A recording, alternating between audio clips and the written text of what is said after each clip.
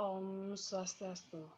Perkenalkan, nama saya Komang Yudia Prasanti, NIM 2010110008 dari Program Studi Administrasi Rumah Sakit. Di sini saya akan menjelaskan efek digunakan sebagai tujuan komunikasi. Adapun pokok bahasannya, yang pertama itulah pengertian efek, yang kedua adalah jenis-jenis efek, yang ketiga itulah dampak positif dan negatif dari komunikasi, yang keempat itulah pengertian dan tujuan komunikasi efektif, yang kelima adalah fungsi komunikasi efektif, yang keenam itu adalah hambatan-hambatan komunikasi efektif, yang ketujuh itu adalah pengertian komunikasi persuasif, yang ke-8 itu adalah ruang lingkup bentuk-bentuk komunikasi persuasif, yang terakhir adalah bentuk-bentuk komunikasi persuasif. Efek dalam proses komunikasi ini merupakan sebuah akibat setelah terjadinya proses komunikasi terjadi. Efek ini dapat terjadi pada komunikator, komunikan, maupun lingkungan. Efek ini dapat berbentuk langsung maupun tidak langsung atau memerlukan waktu. Efek dalam komunikasi diartikan sebagai pengaruh yang ditimbulkan pada komunikan setelah pesan disampaikan oleh komunikator atau secara mudahnya dapat dipahami sebagai suatu pengaruh yang ditimbulkan sehingga adanya perbedaan antara apa yang dipikirkan, dirasakan, dan juga dilakukan oleh komunikan atau penerima pesan setelah mendapat pesan yang disampaikan. Jenis-jenis efek. Jenis-jenis efek dalam komunikasi sendiri juga berhubungan dengan proses komunikasi dalam diri manusia. Di antaranya adalah efek kognitif. Jenis efek ini di mana mengarah pada penambahan pengetahuan bagi komunikan atau penerima pesan. Efek afektif ini kedua efek afektif, di mana efek afektif ini memberikan pengaruh kepada tingkat perasaan penerima pesan. Perasaan yang ditimbulkan bisa berupa perasaan positif maupun negatif terhadap pesan yang tersampaikan oleh komunikator terhadap komunikan. Yang terakhir itu ada efek konatif. Jenis efek ini di mana memberikan efek pada pengaruh terhadap pola tingkah laku dari penerima pesan. Ada dampak positif dan negatif dari komunikasi. Dampak positifnya yang pertama itu adalah kecepatan dan efisiensi.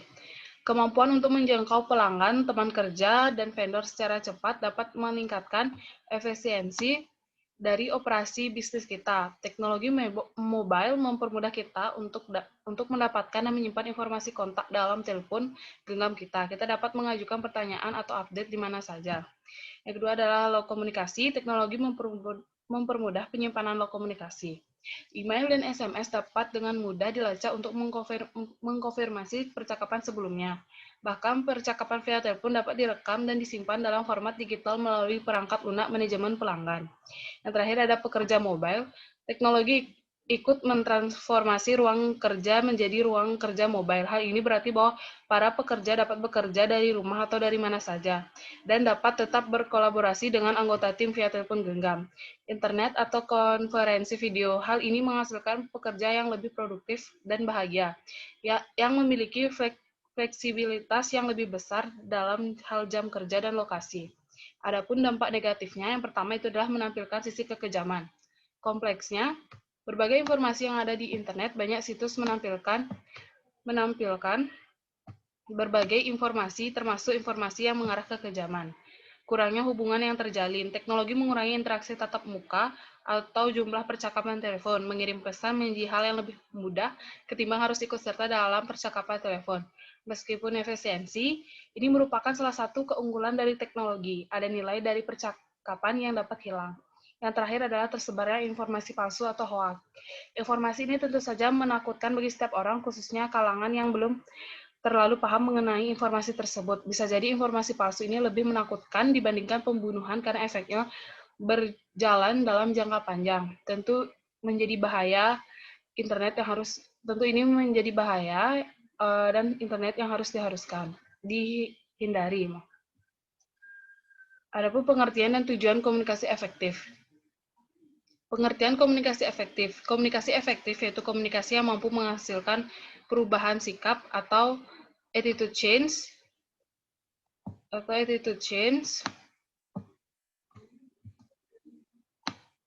pada orang lain yang bisa terlihat dalam proses komunikasi. Tujuan komunikasi efektif itu ada dua. Yang pertama itulah tujuan dari komunikasi efektif sebenarnya adalah memberikan kemudahan dalam memahami pesan yang disampaikan antara pemberi informasi dan penerima informasi, sehingga bahasa yang digunakan oleh pemberi informasi lebih jelas dan lengkap, serta dapat dimengerti dan dipahami dengan baik oleh penerima informasi atau komunikan. Yang kedua itulah agar pengiriman informasi dan umpan balik atau feedback dapat seimbang sehingga tidak terjadi monoton. Selain itu, komunikasi efektif dapat melatih penggunaan bahasa nonverbal secara baik. Fungsi komunikasi efektif. Dengan berkomunikasi, kita dapat menjalin hubungan saling pengertian dengan orang lain karena komunikasi memiliki beberapa fungsi yang sangat penting. Di antaranya itu yang pertama adalah fungsi informasi. Untuk memberikan suatu pesan kepada pihak tertentu dengan maksud agar komunikan dapat memahaminya. Yang kedua itulah fungsi ekspresi sebagai wujud ungkapan perasaan atau pikiran komunikator atas apa yang dia pahami terhadap sesuatu hal permasalahan. Yang ketiga itu adalah fungsi kontrol, menghindari terjadinya sesuatu yang tidak diinginkan dengan memberi pesan berupa perintah, peringatan, penilaian, dan sebagainya. Yang keempat itu adalah fungsi sosial, untuk keperluan rekreatif dan keakraban hubungan di antara komunikator dan komunikan. Yang kelima itu adalah fungsi ekonomi, untuk keperluan transaksi usaha atau bisnis yang berkaitan dengan finansial, barang, dan jasa. Adapun hambatan-hambatan komunikasi efektif. Di dalam komunikasi selalu ada hambatan yang dapat mengganggu kelancaran jalannya proses komunikasi, sehingga informasi dan gagasan yang disampaikan tidak dapat diterima dan dimengerti dengan jelas oleh penerima pesan atau receiver. Menurut Ron Ludlow dan Fergus Panton, ada hambatan-hambatan yang menyebabkan komunikasi tidak efektif, yaitu yang pertama, status efek. Adanya perbedaan pengaruh status sosial yang dimiliki setiap manusia, misalnya karyawan dengan status sosial yang lebih rendah harus tunduk dan patuh apapun perintah yang diberikan atasan. Maka karyawan tersebut tidak dapat atau takut mengemukakan aspirasinya dan pendapatnya. Yang kedua adalah semantic problems. Faktor semantik menyangkut bahasa yang dipergunakan komunikator sebagai alat untuk menyalurkan pikiran dan perasaan kepada komunikan. Demi kelancaran komunikasi, seseorang komunikator harus benar-benar memperhatikan gangguan sematis ini, sebab kesalahan pengucapan atau kesalahan dalam penulisan dapat menimbulkan salah pengertian atau penafsiran, yang pada gilirannya bisa menimbulkan salah komunikasi atau miscommunication. Lanjut, yang ketiga itu ada perceptual distortion. Perceptual distortion dapat disebabkan karena perbedaan cara pandang yang sempit pada diri sendiri dan perbedaan cara berpikir serta cara mengerti yang sempit terhadap orang lain. Sehingga dalam komunikasi terjadi perbedaan persepsi dan wawasan atau cara pandang antara satu dengan yang lain. Yang keempat adalah cultural difference. Hambatan yang terjadi karena disebabkan adanya perbedaan kebudayaan, agama, dan lingkungan sosial. Dalam satu organisasi terdapat beberapa suku, ras, dan bahasa yang berbeda. Sehingga ada beberapa kata-kata yang memiliki arti berbeda di setiap suku. Seperti contohnya kata jangan, dalam bahasa Indonesia artinya tidak boleh, tetapi orang suku Jawa mengartikan kata tersebut suatu jenis makanan berupa sup. Yang kelima ada physical distraction. Hambatan ini disebabkan oleh gangguan lingkungan fisik terhadap proses berlangsungnya komunikasi. Contohnya, suara riuh orang-orang atau kebisingan, suara hujan atau petir, dan cahaya yang kurang jelas. Selanjutnya, nomor 6, itu ada poor choice of communication channel. Adanya gangguan yang disebabkan pada media yang dipergunakan dalam melancarkan komunikasi. Contohnya dalam kehidupan sehari-hari, misalnya sambungan telepon yang terputus-putus, suara radio yang hilang dan muncul, gambar yang kabur pada pesawat televisi, huruf ketikan yang buram pada surat sehingga informasi tidak dapat ditangkap dan dimengerti dengan jelas. Yang ketujuh ada no feedback. Hambatan tersebut adalah seseorang sender mengirimkan kepada receiver, tetapi tidak adanya respon dan tanggapan dari receiver, maka yang terjadi adalah komunikasi satu arah yang sia-sia. Seperti contoh, seorang manajer menerangkan suatu gagasan yang ditunjukkan kepada karyawan. Dalam penerapan gagasan tersebut, para karyawan tidak memberikan tanggapan atau respon, dengan kata lain tidak peduli dengan gagasan seorang manajer. Berikutnya ada pengertian komunikasi persuasif. Menurut Kenneth E. Anderson pada tahun 1972 menyatakan bahwa komunikasi persuasif merupakan proses komunikasi antara individu. Komunikasi tersebut terjadi di mana komunikator menggunakan simbol-simbol untuk mempengaruhi pikiran si penerima sebagai dengan sendirinya. Komunikator dapat merubah tingkah laku dan perbuatan audiens. Yang kedua ada Erwin P. Bettinghaus dalam buku yang berjudul Persuasive Communication pada tahun 1973, halaman 10. Di sana dijelaskan bahwa komunikasi persuasif ini dapat mempengaruhi pemikiran dan perbuatan seseorang. Hubungan aktivitas antara pembicara dan pendengar di mana pembicara berusaha mempengaruhi tingkah laku pendengar melalui perantara pendengar dan penglihatan. Dalam buku selanjutnya yang ketiga itu adalah dalam buku yang komunikasi antar manusia yang dijelaskan oleh De Vito. De Vito menyatakan bahwa komunikasi persuasif merupakan komunikasi yang bertujuan untuk menengahkan pembicaraan yang sifatnya memperkuat, kemudian memberikan ilustrasi dan menyodorkan informasi kepada khalayak. Akan tetapi, tujuan pokoknya adalah menguatkan atau mengubah sikap dan perilaku, sehingga penggunaan fakta, pendapat, dan himbauan motivasional harus bersifat memperkuat tujuan persuasif.